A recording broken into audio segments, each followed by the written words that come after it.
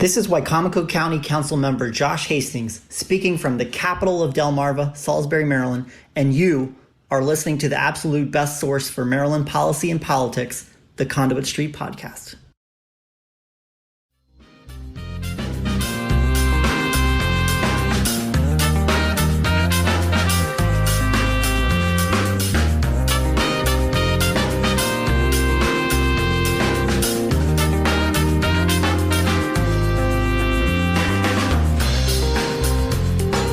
Hello and welcome to the Conduit Street Podcast. Kevin Kinnally here with Michael Sanderson. Today on the podcast, we're going to get into the final days of session. We'll talk about a few takeaways from the legislative session. We'll look ahead to budget season for county governments, and then we'll talk a little bit about the Board of Public Works setting the state property tax rate, what we can glean from that, if anything. But Michael, how are you? It's good to be back with you in the office on Conduit Street, recording another episode of the podcast. Yeah, I like being back here. And actually, I will say I kind of like the calm version of Annapolis a week or two following the legislative session. So that's kind of nice. Some people who do this session business make a point of like seriously unplugging. You head south someplace warm, like you have the Tuesday right after session and get out of town, that sort of thing. I've never been that guy, so I've been nearby this whole stretch, but feeling a little more together. How about you? Same. I'm not that guy either, but certainly it's nice to sort of sit back and take stock once everybody leaves town and sort of figure out where you are. Right. And speaking of that, Michael, we have a lot of recaps on our blog. We do a series after session, and it's a session recap for every subject area that MACo is involved in and legislation related to it. But there's a lot of information there. Yeah, we try and do the rundown on Friday following the Monday night at midnight is technically the end of session, and we pronounce it sine die, and no confetti this year. Just this is 3 years in a row now we've had to go without the traditional pomp and circumstance of the final day of session. This didn't feel like the year where you exactly pop champagne corks, but nonetheless, right. we got through a legislative session safely and soundly, and we can talk through the mechanics of that a little bit, which I think is worthwhile.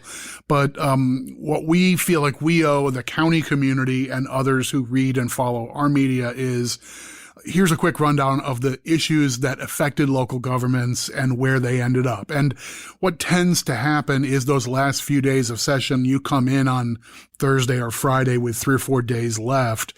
And Friday morning on the last week of session, I remember our policy group sitting together, and we had, it must have been 15 or 18 different bills where we felt, this is likely just going to die, or this one's probably going to get through, but it needs some things. I mean, I had one of my bills that I thought was for sure to pass, didn't. I know there were some other things that we thought were on their way towards passing and had some late hitches. Mm-hmm. One of my bills I thought was dead, suddenly grew life at 2 or 3 in the afternoon on the final day, and that got passed. So, I mean, a lot of late twists, that's typical, and that actually is kind of evidence that this session was closer to normal than we would have guessed, which will be one of our running themes today. Yeah, I was just going to say, I mean, what you're describing sounds pretty normal, right? You have those situations where bills all of a sudden get taken out of a drawer or a bill hits snag. And we saw a lot of that, and we saw a lot of stuff go down till midnight, right? They were still working until midnight. So my big takeaway, at least in terms of legislation passed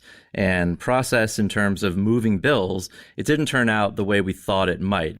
And actually, Michael, we heard the Senate president about halfway through session talk about, hey, we have a lot of bills, we're backed up. The process that we're having to go through, the health and safety measures that we're having to undertake means that a lot of good bills are just going to die. Yeah, almost those exact words, as I recall. Senate President Ferguson more or less telling his colleagues in the Senate, like, be ready, the back half of this session is going to be unusual. This won't be as efficient as normal. And we usually have time to get to all the important and worthy stuff, but maybe this year it won't play out that way. I mean, we had our sights set that way. Right. I know as just stakeholders in the policy process, we were ready for this to be a tough year, and it was less so than I was ready for sure. No, absolutely. And again, I mean, we really didn't see that happen, right? We didn't see a lot of bills get caught up. They moved a lot of bills, and it's somewhat a normal number. Again, sine die was busy with activity. So you didn't notice very much unless you're watching the feeds and the senators are in phone booths, and in the House you have a chamber sort of set up outside so that they could deal with the social distancing. But I guess the biggest thing is the health and safety measures worked, right? Right. The presiding officers put together a plan to make this session happen. It looked weird, it felt weird, but at the end of the day, they were very successful in making sure that they could convene and do the people's work. Yeah, I mean, it was superficially very different, right? For stakeholders like us who are used to sitting in the committee room for hours on end so we can have our minute or two at the table, at the microphone, and, you know, to testify or to answer questions from senators and delegates and so forth. This felt really different, doing that through remote electronic means and having residents and other stakeholders and citizens and so forth all do the same thing. That felt and looked really different. The conduct on the floor was different, and trying to watch things, especially in my view, especially in the Senate with the sort of plexiglass dividers separating, trying to make airspace breaks between senators. To be able to put all the senators on the floor of the Maryland Senate, they decided we'll give everybody partitions. We'll make them see-through so you can kind of see through the cameras who's speaking, but it was a little oblique, and sometimes you're looking through a couple panes of glass, and that felt different. I mean, sometimes the senators couldn't even see each other on the floor. So I think that was weird. You're right, that visually, but still, they got a lot of bills passed. Yeah, I mean, I think that really is the takeaway, that even given all these superficial differences, it was a peculiar session. And it was, I'm sure, one of a kind, memorable for the members, for the senators and delegates who, you know, in the House, they had the annex in a separate room, and they had a lot of communications through video from one room to another. And same thing. Sometimes you couldn't hear or you couldn't see the person with whom you're debating on the floor or across the buildings in the House. So for them and for us, it'll be memorable in how unusual it was. But I think your point is right, that there won't be a wave of issues where next year the conversation starts with, well, you know, this was one of those many bills that just never got any attention because 21 was the COVID year. I mean, I heard a lot of that this year. I heard a lot of bills introduced in the 21 session with a legislator saying, this bill was on its way toward passage, but because we stopped the session early, it was one of those things that just got caught up in the 2020 COVID shutdown. And I think that's fair. There were a lot of bills there, right? And I think that was an all-purpose. People would nod their head and say, yeah, I understand one of my bills got caught up the same way. Right. But I don't feel like there are hundreds of good bills that ended up dying, or even scores of good bills that ended up dying this session just because we ran out of floor time or we just couldn't get to everything. I mean, a little bit of that happens every session, but I don't think this was a really peculiar year in that regard. And I wouldn't have put my money on that. Just back in October, November, no matter what level of health concern we were going to have for this session, I thought the smart money was do the most important stuff, the biggest high profile issues. And if little things can sneak through along the way, fine, but they're just not going to have time to do work groups and a lot of amendments and sorting things out back and forth. So I'm surprised, and I admire how much they were able to get done. Yeah, it's pretty impressive. And like you said, I mean, a lot of bills got amended. The committee staff was working overtime. It is very impressive the amount that they were able to get through, not just the big issues, as you said, some of the not so big issues as well. So I agree, this won't be a session with an asterisk next to it, right? Even though things were different optically and you couldn't get into the buildings, they still were able to get through a lot of bills. And again, I agree. I think it's a testament to, you know, the plans that were put together and they worked and everybody was able to do it successfully. I think another thing that we talked a little bit about, I think we talked on this pod leading into the legislative session back in December, January, and then maybe once or twice with our colleagues during the session, the idea that they might just be pinched for time on the floor, the idea of we're only going to conduct business for a couple hours. Then we have to clear out, and we're going to, sort of clean off all the surfaces and so forth of the floor of the Senate or the House. So that seems like it ruled out the possibility of an 8-hour straight floor session, which would be ordinarily you would do that. We were thinking, wow, especially in the Senate with their rules of procedure, that kind of creates a potential bottleneck, and it might invite sort of procedural delays by someone who's opposed to a bill that's on its way toward passing to offer up lots of questions or amendments, or even like engage in true delay tactics, knowing that the floor clock would be its own game. Right? We thought that was going to be maybe a big part of the late session story. Right. And of course, those floor limits were in place for the majority of session. They did away with them in both the House and the Senate toward the end. But Michael, I agree. And we did see some flickers of filibusters, right? Even though the votes weren't necessarily there, we did see flickers of stuff you'd normally see in D.C. where somebody's reading the phone book or reading a book, Dr. Seuss, whatever it may be. We saw that start to happen more so than usual. So I think in a way that prediction came true. However, in the Senate is where you'd most likely see this happen. But if you don't have the votes to sustain a filibuster, then you're kind of out of luck. Yeah, I mean, I don't know. I don't know what level of depth is worth it here. Like, I don't think the 20-minute diatribe on parliamentary procedure and so forth makes sense. But maybe the 2-minute version is worth it here. The Maryland General Assembly works like most legislative bodies, that each chamber has its own rules of procedure. And in Maryland, like in lots of places, including the U.S. Congress, the procedural rules are different between the two chambers. In the House, if you are recognized by the presiding officer in the House, technically you are yielded a window of time in which you have the floor. And when your time expires, the floor goes back to the presiding officer. Right. That's different from the Maryland Senate, where once a member of the Senate is recognized, that person has the floor. Now, there are a few motions that take precedence and so forth, but you can't just take the floor away from a senator unless you have the votes to carry out a supermajority action. Mm-hmm. So this is what lays the groundwork for what we call in politics the filibuster.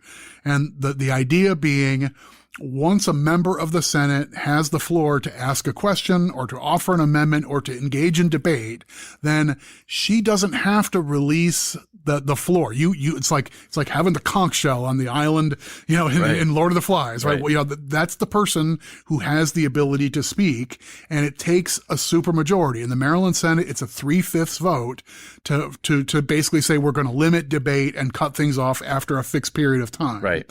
So until a vote like that is taken, a person can stand up and debate the bill, ask questions, and say almost whatever he or she wants.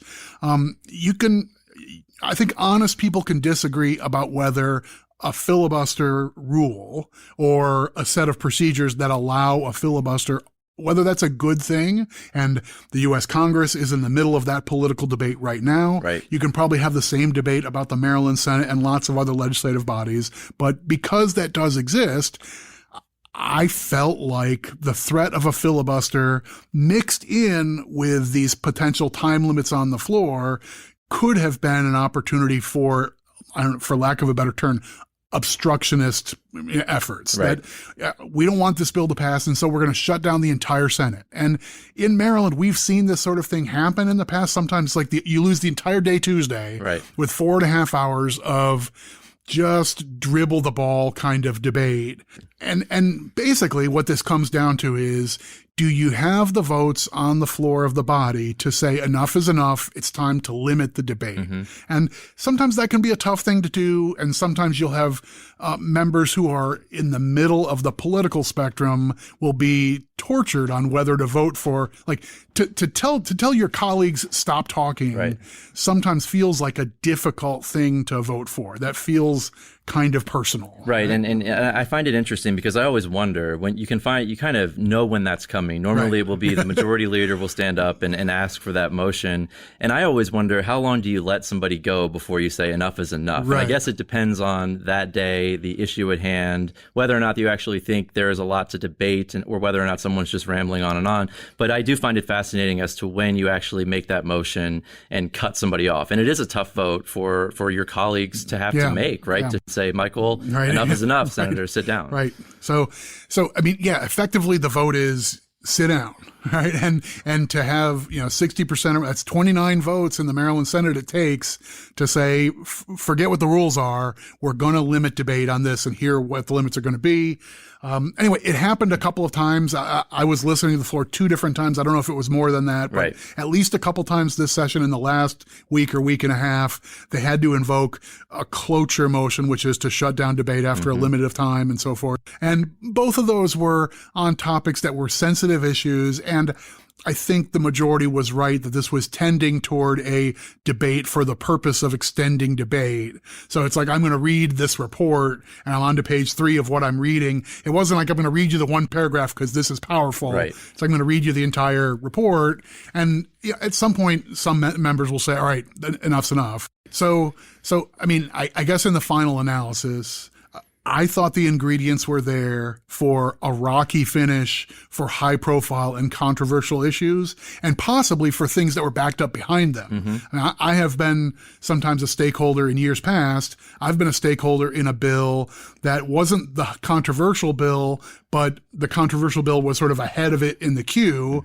And so on the last night of session, now there's an hour and a half of debate on this other thing, and my bill dies because things got bottled up in the Senate. I felt like that was coming 2 weeks before the session. I would have told you, I would have forecasted that was going to happen. And for the most part, it really didn't to any broad or meaningful effect. I agree. And then the third takeaway just from this weird session, police reform, right? This was one of the biggest issues of the session. Yeah. We all knew that. The governor here could have really thrown a wrench into things, right, Michael? This was in the final days of session. The governor had a decision to make. And I think it's pretty well known the governor would prefer that the General Assembly not be in town. So maybe his decision was somewhat expected. But what happened there and what could have the governor done procedurally to maybe make the General Assembly actually come back to town? Right. So what we're into now is there are provisions in the Maryland Constitution for what the governor can do and what the timetable is for the governor's action after the legislature has passed legislation. And there are special rules for some special things, but in the main, when the legislature passes a bill, we know it goes to the governor to be either signed or vetoed, or sometimes the governor can let a bill become law without his or her signature. Now, as it turns out in the Constitution, there are 2 different timetables. There's a short timetable, which, as I recall, is 6 days, not including Sunday, right. If a bill is passed and that window of time is while the General Assembly is still in session. So if they pass something on Groundhog Day, you basically have a week to decide what to do. Right. But the more typical circumstances, lots of bills get passed, in late March and into April. Legislature gets done the second week of April. They adjourn on a Monday night. They all go home. And then there's like a multi-week process. I forgot if it's 40 days or 30 days, but there's a longer window of time, several weeks, where the governor gets to contemplate what to do about bills. And what we typically see mechanically is the Attorney General's office goes through and reviews all those bills for legal sufficiency, that the title is accurate, and these are all constitutionally appropriate and that sort of stuff. And you want to have that kind of thorough analysis. So the Constitution allows a longer reckoning period, and it's usually sometime in the middle of May or so is the last bill signing date and the last decision round for the governor. Right. Well, the reason I mention all this stuff is with 10 days to go in session, it looked like the General Assembly had their act together and had a package of police reforms ready to go to pass and send. It looks like, this isn't going to be very bipartisan. It's going to be at least very close to a party line vote. So we're going to send a controversial set of bills to the governor. There's at least a possibility, probably a likelihood, that the governor would veto some or all of the bills. Right. So at one point, the whisper in the breeze was they'll do it it quickly, get it to the governor. So if he wants to veto them, it'll have to be within the 90-day session. Get that 6-day clock going. And then that deadline passed. Yeah, then the deadline passed. For, I still at least don't know exactly what happened, but I think the minutia of what was in the bills was still not quite sorted out by that sort of like final Saturday or into that final Monday. And so it turned into, okay, now it's Monday, it's Tuesday, we're past that window of time. Then there was a interesting rumor around town that, I heard on the down low from multiple people, and then it got posted on one of the media sites that covers Annapolis politics, saying, well, maybe they'll do an extended session, and instead of leaving on Monday night, they'll stay in session for Monday, Tuesday, Wednesday, Thursday in order to keep session open and compel the governor to act quickly. Anyway, all that got obviated. The governor got the bills on probably Wednesday or so before the end of session. He technically could have dragged his feet, but then I guess by Friday night, he announced he was planning to veto multiple bills. He did so and got the message back to the General Assembly by Saturday. And so between Saturday and Monday, the House and Senate had plenty of time to take up what everybody knew was coming, an override of the governor's veto of the multiple bills. And they got that done with lots of time to spare. As I recall, fairly early on the final day, Monday, the Senate took the final vote and got the bills all done. Right, they did. And so, if you're the governor, you don't have the votes to sustain the veto, right? So I guess the calculus was either I can drag my feet and maybe throw a wrench into this for the final time, or I can just get this over with and they can override my vetoes and then everybody can go home and we're done. Right. And I guess there he chose the latter. Right. So I think that's probably like the important takeaway is almost certainly no difference in the practical outcome.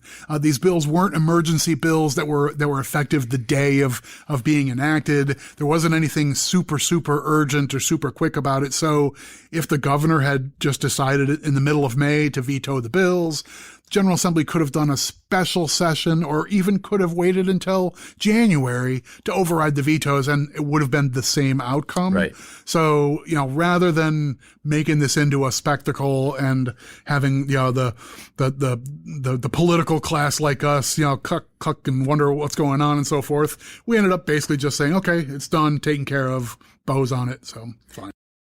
So now, Michael, session is over, and we've talked about a few of the takeaways, and now we move right into county budget season, right? We're in it now. Counties are releasing their budgets, proposed budgets. They're working through them. And we know, Michael, again, if we look back 6 months ago, we may have said, wow, we're going to be in big trouble. There's going to be a lot of cuts, and we may need to lay people off. But just like the state, federal funds are helping to cushion the blow that COVID-19 has had on state and local finances. So it's cushioning for the state and the counties, Michael, but there are still lingering questions about how state and local governments can spend this money. Yeah. The money is coming down from the feds. It's going to be directly distributed to counties and states. Every county in the country is going to get direct funding from the federal government, from the U.S. Treasury. But Michael, it seems like the Treasury is dragging its feet a little bit on the exact guidance of what this money can and cannot be used for. What's the latest in your mind when it comes to that kind of guidance? Well, I'm reluctant to be critical of U.S. Treasury, in part because recently I was on the website for the National Association of Counties. They have been trying to serve as a clearinghouse for both professionals and elected officials in counties across the country who have questions about can federal funds be used for this purpose, or we're trying to do this for our first responder. We need to we've been having this problem. We've got a problem with opioids that we think is related to the pandemic, and is that still an acceptable use of these federal funds and so forth? I don't know. I gave up. This was kind of late at night. I was on the website looking at it. And at one point I basically was like, I need to get some sleep. Yeah. And, you look at the little scroll bar on the right side of a browser and there was still so much room to go. this isn't a short-term effort. It's not like the money's all got to get spent in 60 days. And so we have to know by Tuesday, or otherwise our window is going to close. We know this is going to be a sustained effort. Some of this is high priority. Some of this is looking backwards at commitments we've already made and hoping that the new federal funds can live up to what we had hoped for, that, we spent money we basically didn't really have in hopes that the feds would show up either through FEMA, through like emergency reimbursement, or through the kind of funding, the ARPA funding that's basically, this is the response to the coronavirus pandemic. Put all that stuff together. I'm not going to slight Treasury, at least not yet, for not quite having every I dotted and T crossed.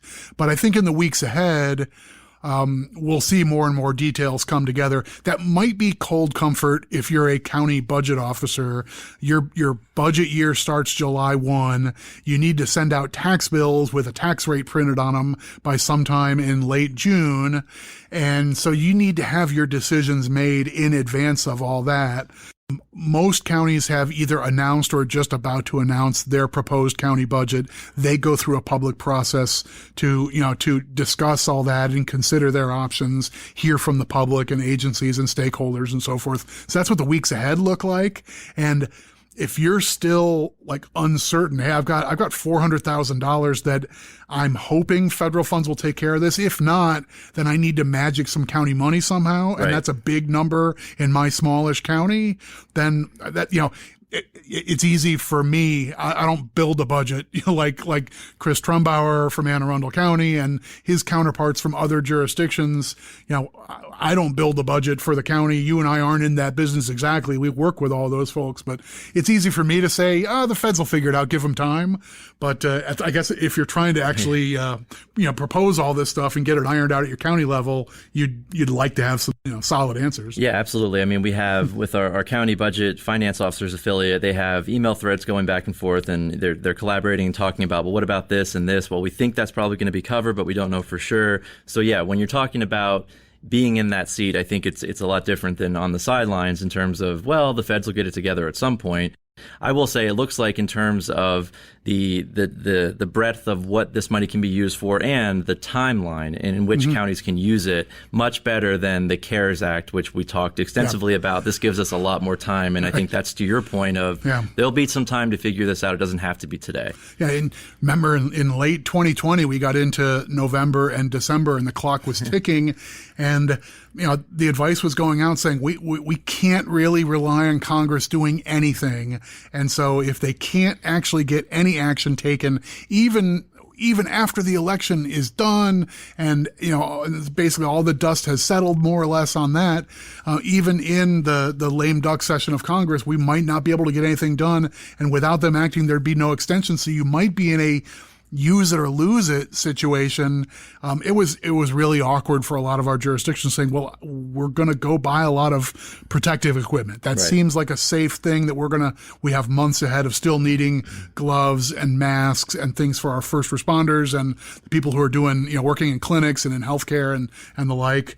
That was a mess with timing and uncertainty. Here, we don't have the same pressures, fortunately. So everybody would like more certainty. I think this will get untangled in enough time for most of the important decisions to get sorted out for the year ahead. I would agree with that. And along the same lines, you mentioned property tax rates. The state, Michael, the Board of Public Works, and we'll get into this process in a second, they have approved the state property tax rate. That rate has remained unchanged since 2007. Again, I would say if we go back 6 months, this is one of the things that maybe we thought the state may raise their property tax rate. So, Michael, first of all, the state property tax rate is used for a specific purpose, right? Let's talk about that. And then, why is the Board of Public Works setting this rate anyway? Let's get into a little bit, not the 30-minute version, but I want to get to the end of does this have any significance? But first of all, what is the state property tax rate? What is it used for? The money is dedicated to a certain purpose, correct? So, the short version is that we're used to thinking of property taxes as a local government revenue. right? I mean, that's the easiest way to think of things. And honestly, I don't know, 30, 40, 50 years ago, it was pretty easy to say the federal government has the income tax, the state governments have sales taxes, and the local governments rely on property taxes. And those are the workhorses at each level. Now we have blurred those lines in Maryland. So Maryland's different in multiple regards, but Maryland does have a state level property tax. That rate is embedded in the tax bill you get from your county. So the county collects it on behalf of the state and potentially your municipality as well. So even though you're stroking a check to, Washington County, Maryland, as it turns out, some of that is going to the state.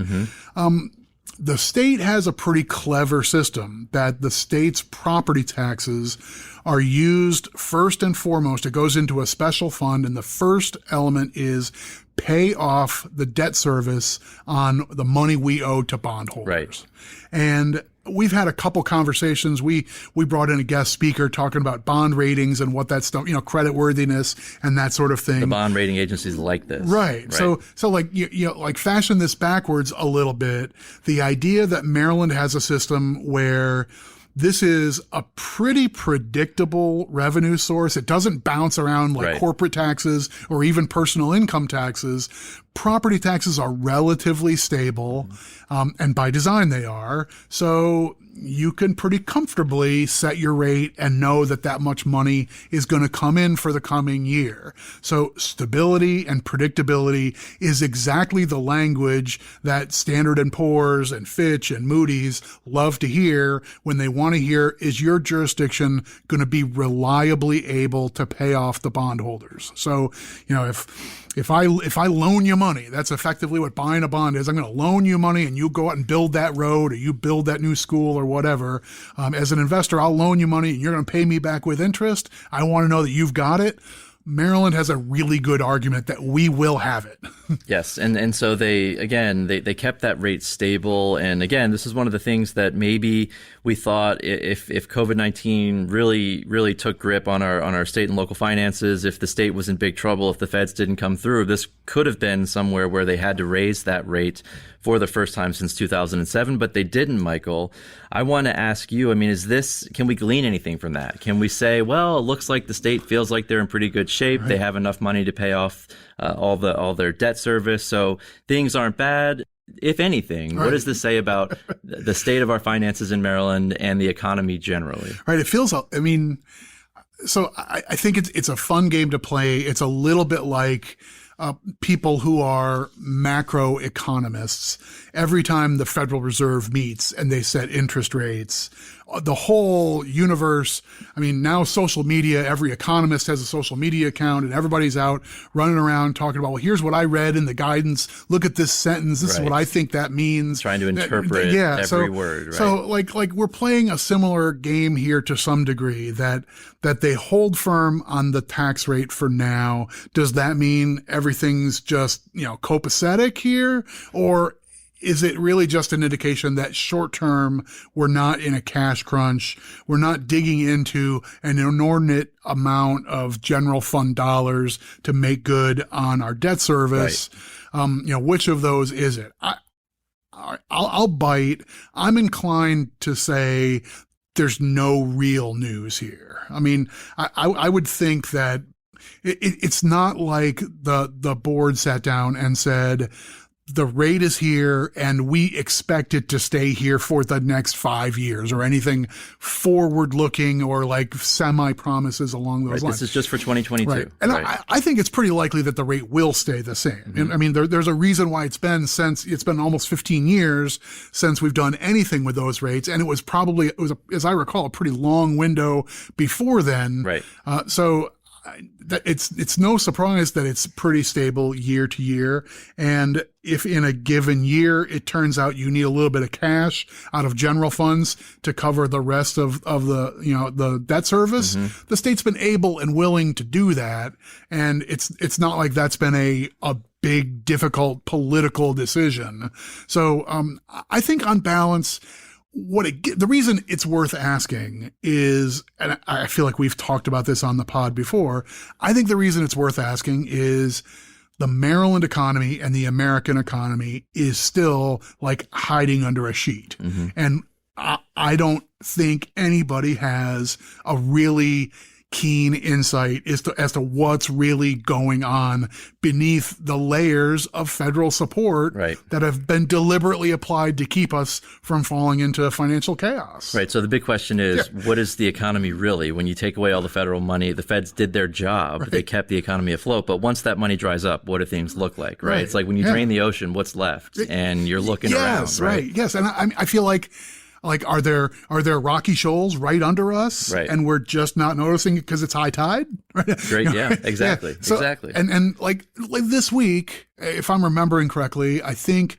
Maryland's the statewide unemployment is like flat 6%, and I think the national unemployment number is a little bit higher. Right. For Maryland to be at 6% unemployment is a tough time, first of all. Like, that's unusual. Maryland tends to be a little better cushioned than most parts of the state. We tend to not have super high highs, and we don't get quite as low as some other places. We don't have, gold rushes like some of the places that are heavy in minerals or technology or other things. But we do have like a lot of federal employees, and that's pretty stable, right? And that's one of the big reasons why we have a pretty stable unemployment rate, right? Absolutely right. So for Maryland to be at 6%, and at the same time, this is not an economist speaking, just like a guy who reads the newspapers. We know that there are some people who lost their jobs because of the pandemic, but then there are plenty of businesses that have been given relief grants and assistance. Basically, don't fire your staff, right? Don't lay off everybody. So maybe the amount of business, the amount of traffic that those businesses are receiving. And I'm thinking of hospitality, bars and restaurants and that kind of stuff that's been really affected by the health concerns. Okay, if the traffic doesn't merit the number of staff you have, but you've kept them on because you've gotten assistance, well, okay, so those people who are still working there and getting paid through assistance funds, that's a weakness in the economy that we're not seeing even in that 6%. Right.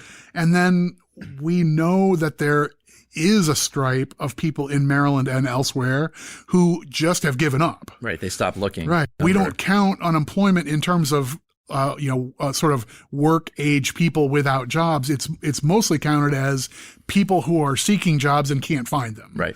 So if you got laid off in last spring and you're still receiving extended unemployment benefits or not, but you're not actively seeking a job, you're not in that 6%.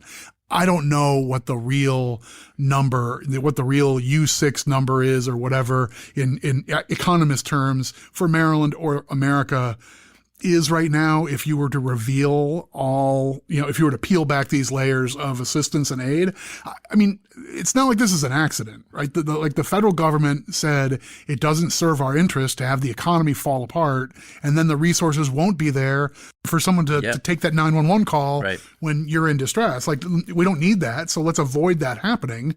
We want to be able to have our schools and our public services and our clinics and all the like. This is the way we want it to operate, but what it means is we don't know what's lying under the surface. Right, and that's a broader conversation, right? But for now, at least, Maryland is not in any fiscal peril. We have money. They don't need to raise the state property tax rate. The budget was relatively easy for this year. In the out years, we'll see what happens. But a lot of that, again, it depends on when you drain the ocean, when the money dries up, where are we? What does that landscape look like? Right. And so when we say, in Maryland, it's not a crisis, at the sort of government level, public revenues are basically okay for right now. And that's the decision reflected in we can keep the state property tax rate where it is. We don't need to make a change there because right now things are okay. That doesn't mean that there aren't families in economic distress or businesses in economic distress in our state or in other parts of the country. We know that's the case. We don't know how serious that is or how long it's going to last. So there are deep question marks about the economy, and the economy drives all the resources that underpin all those things that we care about. So we care about that stuff, even if we're not in that business in the moment because of the feds. Of course. So Michael, it seems like what you're saying is maybe we are masking a recession. Like to me, this country is in a recession, but it's being masked by, just massive amounts of federal aid being pumped into the economy. I mean, is that a fair point? I think that's probably where we are. And, we'll never know. We'll never know what the indicators would have looked like week by week through the year of 2020 and 21. We'll never know what the real economy would have been.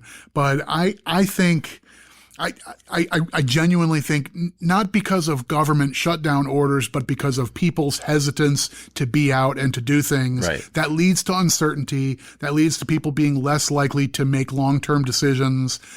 Housing market has been also a weird anomaly because, for a variety of reasons, lots of refis and lots of maybe artificial participation in the housing market. Right. But there's an awful lot of people, like I say this all the time. It's like, do you buy a new refrigerator? And the theory is, well, I might need to put that on a credit card, or I might need to deplete my savings to buy the new fridge. Right. I'm only doing that if I'm pretty sure I still have a job in 6 months. And I don't feel like this is the economy right now or 6 months ago or 12 months ago. I don't think at any of those times the borderline person would say, yeah, I'm in for the new fridge. I agree with you. So again, a lot to untangle, a lot to come there in terms of our economic situation in the state and the country. But I guess, Michael, for there, we'll leave it today. And just as a reminder to our listeners, Maryland Podcast Month, the nominations have been submitted. You can now go and vote for the awards, and that is available on their Facebook page. I think they have a website. We'll link it on the blog, but please go and support Maryland Podcast Month. Certainly a lot of great podcasts to check out. And in terms of our podcast, Michael, of course, people can follow us on Facebook, Twitter, and the Conduit Street blog. But any final thoughts, Michael, before we head out today? I will just say for the many of you who have been inclined to contact us after the podcast is released and so forth, we're getting ready to shift gears.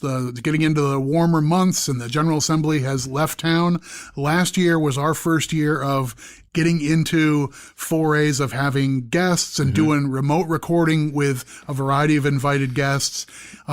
If you like that format and you have a guest you'd like to hear or a topic you'd like to have us cover, we'd like to hear from you about that kind of stuff. So we get a broader latitude and, in all honesty, a little more time to focus on, to be thinking ahead and thinking about interesting topics and so forth. We are very day to day during the legislative session. Once we get into the merry month of May, we get to spread our wings a little bit. And if you want to hear us bring on interesting guests, whether they're politicians or policy people or just Marylanders with something to say, let us know what's on your mind. We'd love to hear that. A lot of good stuff coming up. We'll leave it there. Until next week, this is Kevin signing off for Michael, and we will talk to you soon.